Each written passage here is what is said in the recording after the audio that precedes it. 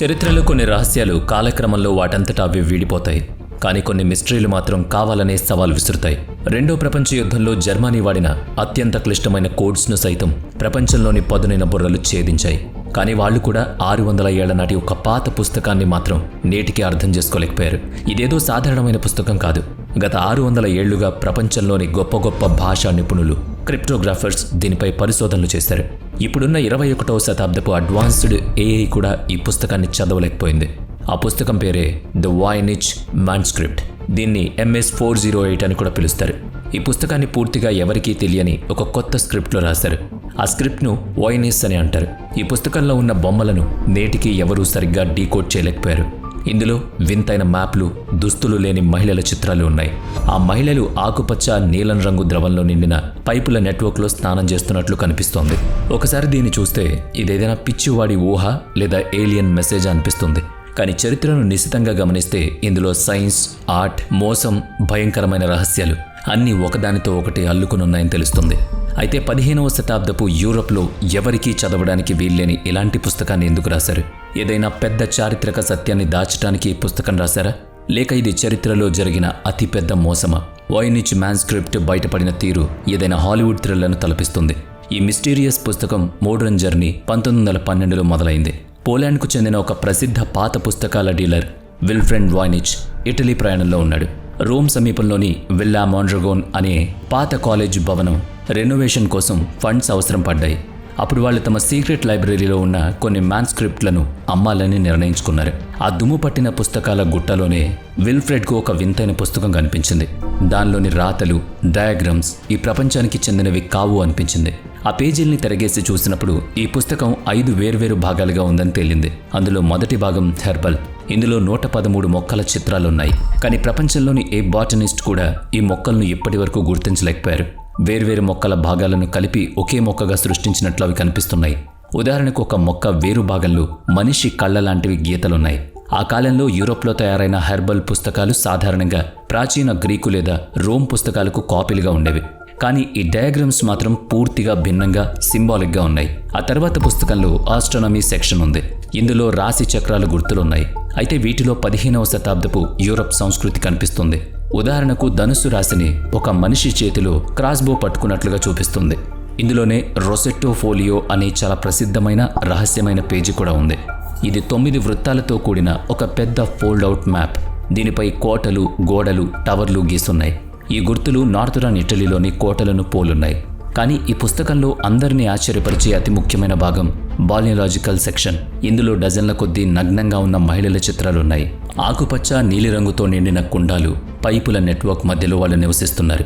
ఈ పైపులు మనిషి శరీరంలోని నాళాల్లాగా లేదా ఏదైనా బయోలాజికల్ సిస్టమ్ లాగా కనిపిస్తున్నాయి.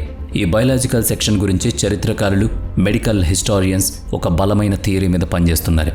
దీన్ని మహిళల సీక్రెట్ లేదా ఆనాటి గైనకాలజీకి సంబంధించిన విషయంగా వాళ్ళు భావిస్తున్నారు. 15వ శతాబ్దంలో మహిళల శరీరం, సెక్షువాలిటీ, గర్భనిరోధక పద్ధతులు, అబార్షన్ గురించి రాయడం ఒక పెద్ద క్రైమ్గా చూసేవాళ్ళు. చర్చ్ ఇలాంటి విషయాలను మంత్రవిద్యలతో ముడిపెట్టేవారు. ఆ కాలంలో బవేరియాకు చెందిన ఒక ప్రసిద్ధ ఫిజిషియన్ జోహన్నెస్ హాల్ట్లీబ్ తన పుస్తకంలో ఒక విషయం స్పష్టంగా రాశాడు. మహిళల ఆరోగ్యానికి, గర్భ విచ్ఛేదికి సంబంధించిన మెడికల్ సమాచారాన్ని ఎప్పుడూ సీక్రెట్ కోడ్స్లోనే రాయాలని అతను సూచించాడు. అప్పుడే అది సామాన్యుల లేదా మత ఛాందసవాదుల చేతుల్లో పడకుండా ఉంటుందని అతని ఉద్దేశం. మరి వాయ్నిచ్ మాన్స్క్రిప్ట్లో ఉన్న మహిళలు, వింతైన మొక్కలు, వాటి ఫోటోలు నిజంగానే మహిళల ఆరోగ్యానికి సంబంధించిన సీక్రెట్ సమాచారం అన్న అనుమానం కలుగుతుంది. ఈ బుక్ పేజ్ నెంబర్ 77లో ఉన్న పైపులు, కుండాలు నిజంగా గర్భాశయం, ఫెలోపియన్ ట్యూబ్ను సూచించే ఒక సింబాలిక్ మ్యాప్ అని చాలామంది రీసెర్చర్లు నమ్ముతున్నారు. అదే గనుక నిజమైతే ఆ కాలపు అణిచివేత సమాజంలో సైన్స్, మెడికల్ నాలెడ్జ్ను కాపాడడానికి జరిగిన ఒక ధైర్యమైన ప్రయత్నంగా ఈ పుస్తకాన్ని చూడాలి. ఈ మాన్స్క్రిప్ట్లో వాడిన భాషను ఇప్పుడు మనం వాయ్నిచ్ అని పిలుస్తున్నాం. ఇందులో సుమారుగా 35,000 నుంచి 38,000 పదాలున్నాయి.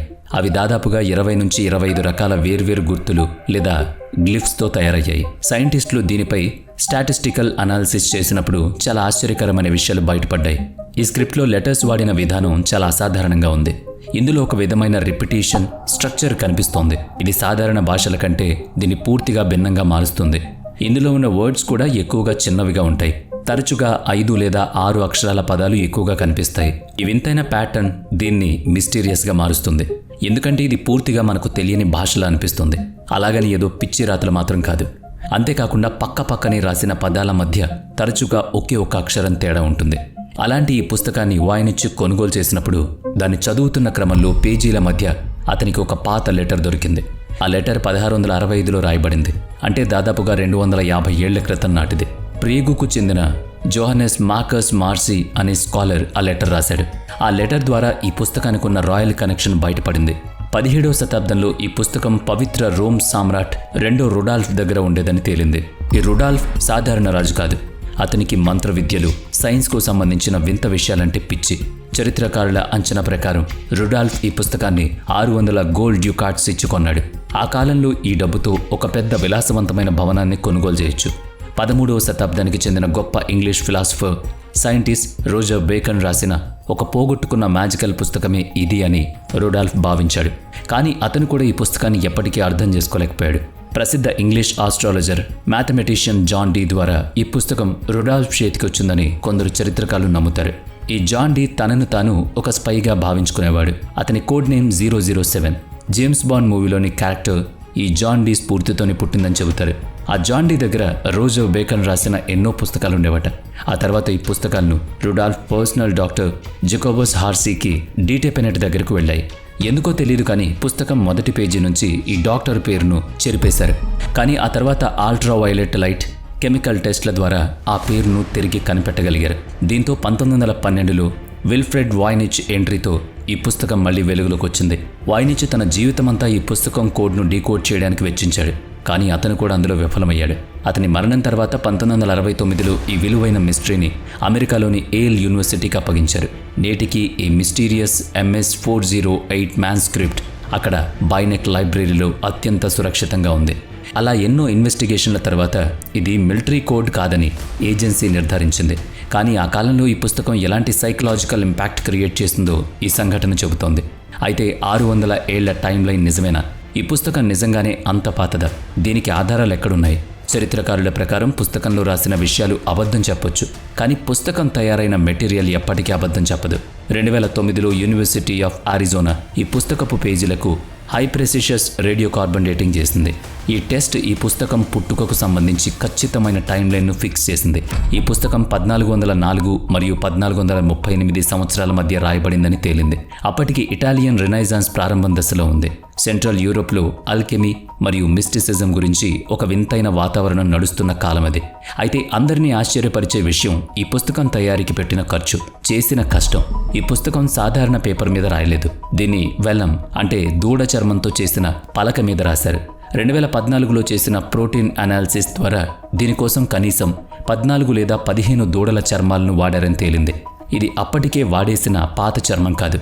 మల్టీస్పెక్ట్రల్ ఇమేజింగ్ ద్వారా ఈ పేజీలపై అంతకు ముందు ఏమీ రాయలేదని తేలింది. అంటే ఎవరో ఒకే ప్రాజెక్ట్ కోసం కొత్త చర్మాలను కొని ఇంత పెద్ద ఇన్వెస్ట్మెంట్ చేశారు. ఒక మనిషి ఇంత శ్రమ, ఇంత డబ్బు ఎందుకు వృధా చేస్తాడు? ఖచ్చితంగా ఇదేదైనా ప్రాంక్ లేదా మోసం అయితే కాదు. ఈ పుస్తకం టెక్స్చర్ చాలా సాఫ్ట్గా ఉంటుంది. అంటే 100 ఏళ్ల పాటు ఎంతోమంది దీన్ని తాకారు, ఎంతోమంది దీన్ని చదివే ప్రయత్నం కూడా చేశారు. ఈ పుస్తకం తయారీలో వాడిన ఇంక్, రంగులు ఈ మిస్టరీని మరింత పెంచాయి. Institute of the preservation of culture heritage ఈ వింతైన ఇంక్ను టెస్ట్ చేసినప్పుడు ఇది స్టాండర్డ్ ఐరన్ గాల్ ఇంక్ అని తేలింది.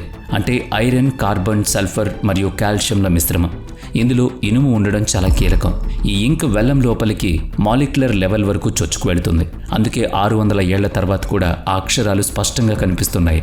కానీ దీనికి భిన్నంగా ఇందులో వాడిన రంగులు మాత్రం చాలా చవకైనవి. బ్లూ కలర్ కోసం అజురైట్, గ్రీన్ కలర్ కోసం కాపర్ క్లోరిన్ రెజనేట్ వాడారు. 15వ శతాబ్దపు యూరోప్లో ఇవి చాలా కామన్. రాజు లేదా బాగా ధనవంతుల కోసం చేసిన పుస్తకం అయితే అందులో బంగారం లేదా ఖరీదైన రంగులు వాడేవాళ్ళు. ఈ చౌకైన రంగులను చూస్తే ఇది కేవలం ప్రాక్టికల్ యూజ్ కోసమే తయారు చేస్తారని అర్థమవుతుంది. ఈ పుస్తకాన్ని చదవడానికి ప్రయత్నించిన ప్రతిసారి ఒక కొత్త థియరీ లేదా కొత్త చర్చ మొదలవుతుంది. ఈ రోజుల్లో AI మనుషుల్లా ఆలోచించి రాయగల స్థాయికి ఎదిగింది. మరి ఈ పుస్తకాన్ని చదవడానికి AI వాడలేదా అన్న డౌట్ రావచ్చు. 2018లో యూనివర్సిటీ ఆఫ్ అల్బర్టా న్యూరల్ నెట్వర్క్ వాడి ఈ పుస్తకాన్ని 380 భాషల్లో క్రాస్ చెక్ చేసింది. ఇది అనాగ్రామ్స్ ద్వారా రాయబడిన హిబ్రూ భాష అని రిజల్ట్ ఇచ్చింది. కానీ డీకోడ్ చేసిన టెక్స్ట్ను నిపుణులు చదివినప్పుడు అది గ్రామర్ పరంగా పూర్తిగా తప్పని తేలింది. రీసెంట్గా అడ్వాన్స్డ్ జనరేటెడ్ ఏఐ మోడల్స్ను టెస్ట్ చేసినప్పుడు ఇది ఆల్కెమీకి సంబంధించిన ఒక గోల్డెన్ ఎలిక్జిట్ రెసిసీ అని తేలింది. కానీ కంప్యూటర్ సైంటిస్టులు దీన్ని వెంటనే రిజెక్ట్ చేశారు. ఇక్కడ ఏఐ కేవలం హెల్యూసినేట్ అవుతుందని వాళ్ళు చెప్పారు. అంటే ఏఐకి ప్యాటర్న్ అర్థం కానప్పుడు అది దానంతటా అదే ఏదో ఒకటి ఊహించుకుంటుంది. ఇక 2025లో ఈ ఫ్రాడ్ థియరీకి గట్టి పోటీ ఇస్తూ మరో కొత్త రీసెర్చ్ బయటపడింది. ఇది ఒక కాంప్లెక్స్ కోడెక్స్ అయ్యుండొచ్చని కొందరు పరిశోధకులు సూచించారు. 15వ శతాబ్దంలో ఇటలీలో పాపులర్ అవుతున్న పేక ముక్కల్ని వాడి ఒక హోమోఫోనిక్ సబ్స్టిట్యూట్ సైఫర్ను తయారు చేయొచ్చని వాళ్ళు చూపించారు. ఆ పద్ధతిలో లాటిన్ లేదా ఇటాలియన్ భాషను ఎన్క్రిప్ట్ చేస్తే అచ్చం వాయినిచ్ మ్యాన్స్క్రిప్ట్ లాంటి టెక్స్టే వస్తుంది. అందులో కూడా తక్కువ ఎంట్రోపీ, చిన్న పదాలే ఉంటాయి. కొందరు పరిశోధకులు డిఎన్ఏ టెస్ట్ ద్వారా దీని గురించి మరిన్ని విషయాలు తెలుసుకోవచ్చని నమ్ముతున్నారు. ఈ వెల్లం పేజీల డిఎన్ఏ మ్యాచ్ అయితే ఆ మాయమైన 32 పేజీలు ఎక్కడున్నాయో చరిత్రకారులు చెప్పగలుగుతారు. కానీ ఏల్ యూనివర్సిటీ క్యూరేటర్లు డిఎన్ఏ టెస్టింగ్ రిక్వెస్ట్ను పూర్తిగా తిరస్కరించారు. చరిత్రను కాపాడుకోవడం, జ్ఞానాన్ని తెలుసుకోవడం మధ్య ఉన్న ఈ పోరాటం మన స్వార్థం కోసం చరిత్రను నాశనం చేయకూడదని గుర్తు చేస్తుంది. బహుశా ఈ పుస్తకం మనకు సమాధానాలు ఇవ్వడానికి కాకుండా మనల్ని ప్రశ్నలు అడగడానికి పుట్టిందేమో. మరి దీనిపై మీ కామెంట్ ఏంటి? వీడియో నచ్చితే లైక్ చేయండి, షేర్ చేయండి. ఇప్పటి వరకు మన ఛానల్ని సబ్స్క్రైబ్ చేయనట్లయితే ఇప్పుడే సబ్స్క్రైబ్ చేసుకుని పక్కనే ఉన్న బెల్ ఐకాన్పై క్లిక్ చేయండి. నెక్స్ట్ వీడియోలో మళ్ళీ కలుద్దాం. Thanks for watching.